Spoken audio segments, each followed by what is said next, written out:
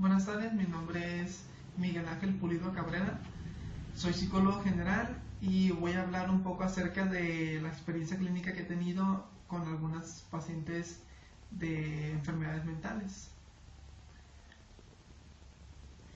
Buenas tardes, licenciado. ¿Me puede dar algunos ejemplos de casos de delirios? Sí, los delirios más comunes que me he topado son el delirio de Capgras, el cual el paciente no reconoce a las personas significativas para su vida.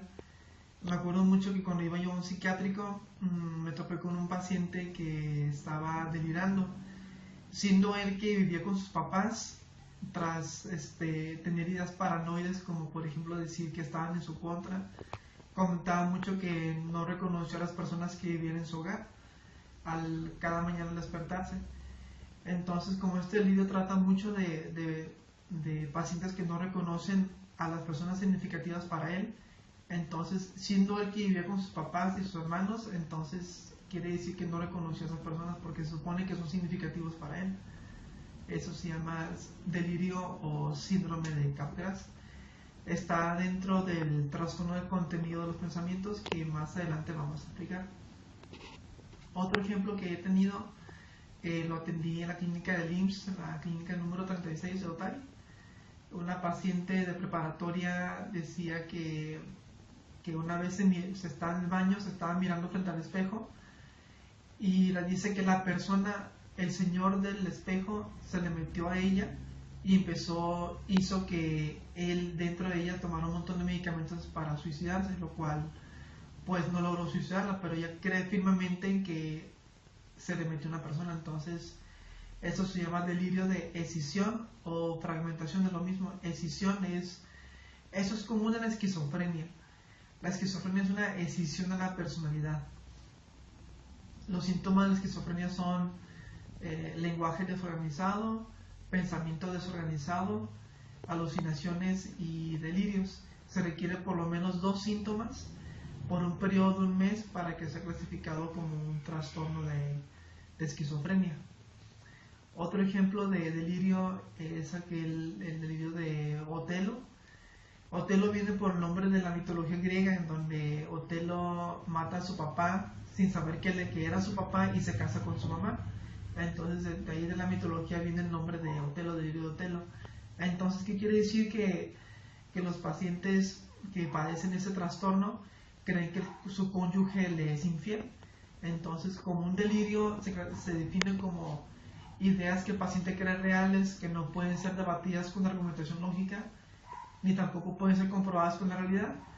Entonces el paciente cree firmemente que pues el cónyuge le es infiel cuando realmente pues no es cierto. Usan mecanismos de defensa del psicoanálisis como por ejemplo la racionalización, que es generar justificaciones a cuestiones de la realidad que son cuestiones ilógicas.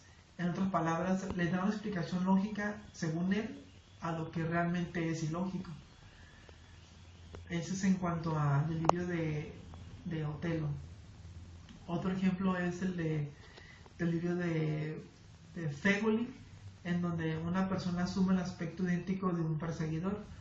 Una persona puede pensar que si, por ejemplo, si yo vivo con mi pareja y empiezo a pensar que ella está en mi contra porque tiene la misma cara de otra persona que me está acechando, si yo creo firmemente en eso, entonces se puede convertir en un delirio.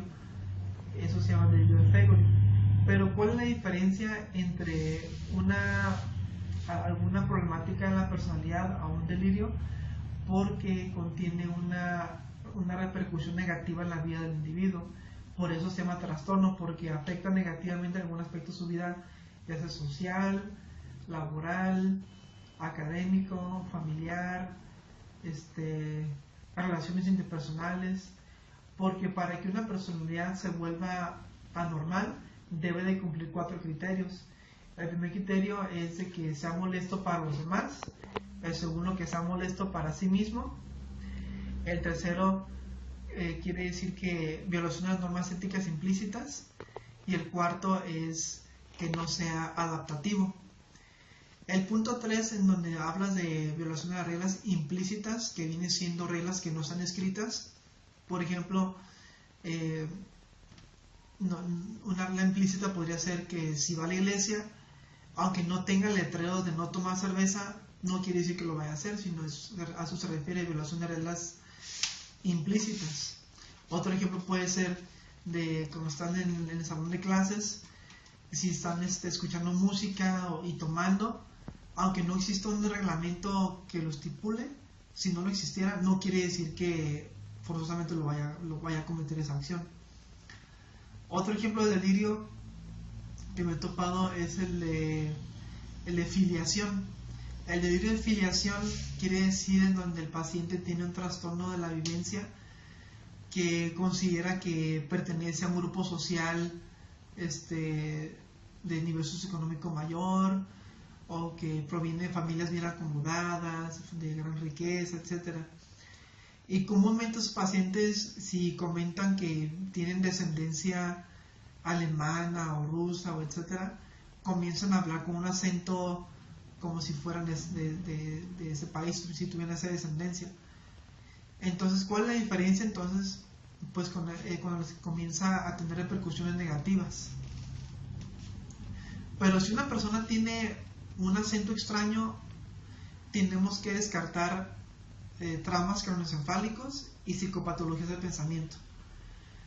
Si tiene acento extranjero, puede llamarse, si es un trauma craneoencefálico, podemos hablar de un trastorno del lenguaje.